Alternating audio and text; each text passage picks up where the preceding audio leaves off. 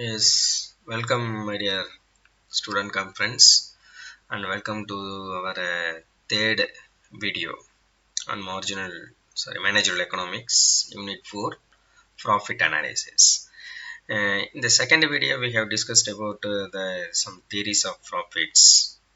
In the starting, I have mentioned we are going to see six theories of profits, starting from Walker's theory of profit and Clark's dynamic theory of profit, and another one is Havele's risk theories of profits, and Knight's theory of profit, Scumfoster's innovations theory of profit, and the last one is monopoly power as a source of profit. These are the six theories of profit we are going to discussed like that I said in the second video, and we discussed the first three theories of profit, starting from Walker's theory of profit, Clark's dynamics theory of profit, and Halley's risk theory of profit.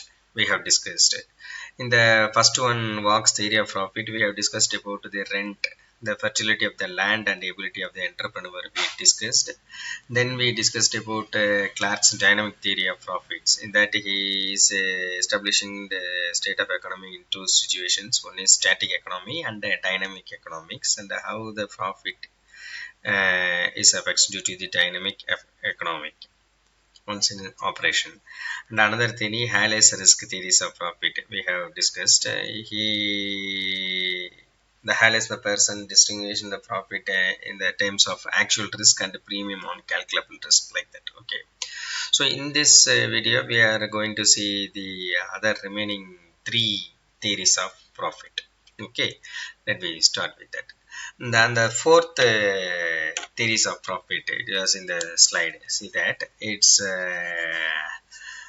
proposed by Frank H. Knight, since it is called as a Knight's theory of profit. The person who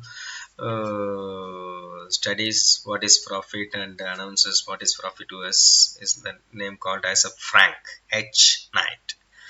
Okay, and he believes that profit is a reward for uncertainty bearing, not to risk bearing.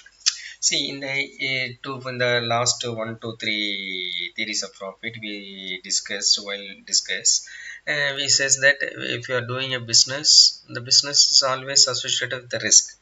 So for the amount of risk we are taking, we are getting some excess money over the capital. That we are describing it as a capital.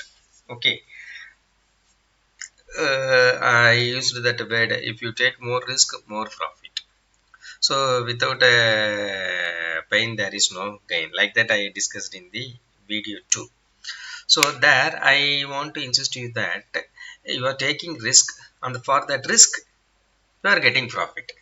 So whatever the amount you are getting a profit because of taking the risk, that is called as profit. We discussed in the last three theories of profit. But what Knights is saying that, see, actually, if you are starting a business means you are ready to handle the risk. So what is there into saying that I am taking a risk and again getting a profit? So you are ready to face the risk. So he is not considering that whatever the profit you are getting in the period of taking risk is not to be considered as a profit. Highly controversial. Rather, he is saying that business is always associated with uncertainty bearing. So that for that handling of that uncertainty, handling the pressure of uncertainty and expecting the uncertainty and preparing for the uncertainty and prepared for the uncertainty and experiencing the uncertainty and easily managing that uncertainty, then now if you are getting a profit means Knight is saying that that is the profit. Knight is saying that that is the profit. Simply he is explaining that is the revenue return to the entrepreneur for bearing the uncertainty in business. So in the previous theory, be careful. I intend you that the profit is the one, it is for taking the risk. அப்படிதான் நான் சொல்லியிருந்தேன். But he now says that the profit is the one which is to the entrepreneur for bearing the uncertainty in business. For bearing the uncertainty in business. Okay, so now you have to be very clear that what is risk and what is uncertainty. Okay, for that he is clearly distinguished what is risk and what is uncertainty. So he classifies the risk as a calculable and a non-calculable risk. So if you are taking risk means the risk can be measurable and calculable also. Suppose if you are taking starting a business with a 10 lakh of capital, and what may be your risk for 5 percentage or 10 percentage. You are measuring means that is calculated as a calculable risk. Suppose if you are doing an export business with the US, that is a risk always. Means a business is always associated with the risk and uncertainties. Of course, we accept. But if you are taking a business with the US or Euro or some with the favorable nations, you can calculate your risk. The amount of risk can be calculated easily and it is measurable also. But at the same time, so if you take a trade with Pakistan or Afghanistan, whether the risk can be measurable or calculable, the high risk and also yes, of course, high risk, and you also do you cannot measure the risk. Of course, you can say it is a high risk, but how much of risk it cannot be calculable, because there is certain geopolitical situation always happens between India and Pakistan. So if you go and enter a trade with Pakistan, and the risk is there, but you cannot measure the risk. So it is a non-calculable risk. So here the knight distinguish what is risk and what is uncertainty. In this process, he has distinguished two things. The risk can be classified as calculable and non-calculable risk. Okay. While non-calculable risks are those whose probability of occurrence cannot be determined, is excellent that if you are not taking non-calculable risk, you cannot see risk is a probability. A risk will not be continuous always. So sometimes it come go, come go. Now, what is a probability? That is very important. So in the non-calculable risk, you are not able to, you can't, what to say, able to predict the occurrence when it will come. How many times you have to face the risk in the process of transactions? It is very unpredictable. Okay, so this is called as an uncertainty. Uncertainty. And what Knight is trying to express is that the profit which you are getting by taking the non-calculable risk. So you are taking some non-calculable risk and you are getting some profit means he identified that profit is called as or implied as a real profit to the business. So once if you are taking a calculable risk and you are getting money means he is not considering that as a profit. Of course, it is his view, it is his theory. We cannot able to argue that why it is like that, like and all. It is his theory. We are just studying the theories of profits by the various scholars, economists, researchers, how they are approaching the profits. So this person approaching the profit in a matter of how much you are getting in the in the scenario of while taking uncalculable risk. So he have is incurring the profits you are taking due to taking calculable risk. So he is concentrating on the much of non-calculable risk. So according to him, profit which is arising to you due to taking non-calculable risk, and he suggests that that profit is termed to be a real, and that is the profit according to his theory. Okay, so that's under about Knight's theory of profit. Next we are moving to Schumpeter's innovation theory of profit. He is a person who proposed the theory, the innovation theory of profit is proposed by Joseph A. Schumpeter. Okay, he says that if you make some profit that profit is happened due to some innovations means he consider that is the economic profit, or that is the real profit. Somebody is in the early theories and all, somebody is saying, so in the Walker theory is talking about land and fertility and the ability of the entrepreneur. And Clark is saying that about why he's talking about static economy and dynamic economy. So you have to revise, okay. And Havele's theory is talking about actual risk and premium risk and all. And Knight's theory is talking about what calculable risk and non-calculable risk. In the same way, Scumter is describing what is profit is. Okay, you are running the business or you are taking the risk. The risk may be calculable, non-calculable, and the land, everything you leave it out. If you are identifying certain profits, that profit is due to your successful innovations means that is called as profit. According to Schumpeter's innovation theory of profit, he is ignoring how much of risk you are taking. He is ignoring how much, whether it is a calculable risk or a non-calculable risk. He is ignoring, and also he is ignoring whether it is economy is working in static or dynamic. He is ignoring. But what he Schumpeter is saying that if you are innovating something, if you are innovating something, and due to that innovation, if you are getting any income means that income can be considered as a profit. So according to his theory, okay, due to shorter time, I am moving to the next theory of profit in a shorter way. Okay, uh, and also okay, uh, yes, and then finally we are moving to the sixth one, monopoly theory of profits. So it's on theory, it is an accumulated of all those things, and I cannot able to find who proposed this theory and all.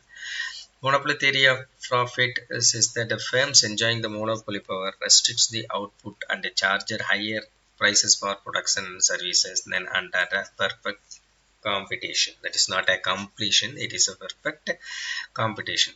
See, if a firm running in status of monopoly and getting a profit means that is the real profit, and other profit is not considered as a real profit. In the perfect competition, whereas we discussed all those things earlier by theories of profits, we imagine or not imagine, we suggest that all those things are running under a perfect competition. So perfect competition, we discussed in the offline class itself. What is perfect competition? More number of buyers, more number of sellers. Price can be um, obtained by the equilibrium price, etc. And all. Uh, so all the theories we seen in the last five theories are happened in the perfect competition market. Whereas this theory suggests that the profit which are getting due to the monopoly existence. The system is working under monopoly, and the profit which is getting through the monopoly is only considered as a profit according to this theory of profit. Okay. So how you can get a monopoly power? So one person, one organization, one system is, if you want to say it is a monopoly environment, means it has to control three things. One is power to control the supply and the price of products. That organization to control the supply of the finished products and price of the products. It has to be an ability. Then we can say it is a monopoly.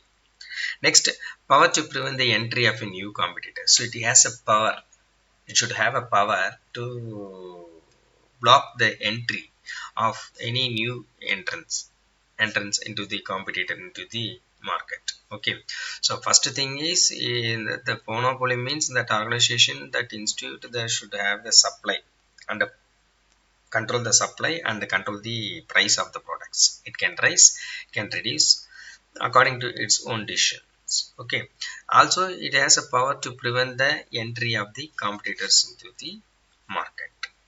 And in some situations, A monopoly power to control or regulate certain input market also. Okay, so for that monopoly power, input is always the raw material. You take that input means it's a raw material. So raw material is very very important. Okay, so the monopoly system should, in some certain, it has control over the other raw materials input market also. So this is about what is monopoly. So if a firm is getting in a monopoly and firm is getting a profit in a monopoly situation, that is called as a monopoly profit. And according to this theory, that profit is only considered as a real profit according to monopoly theory of profit.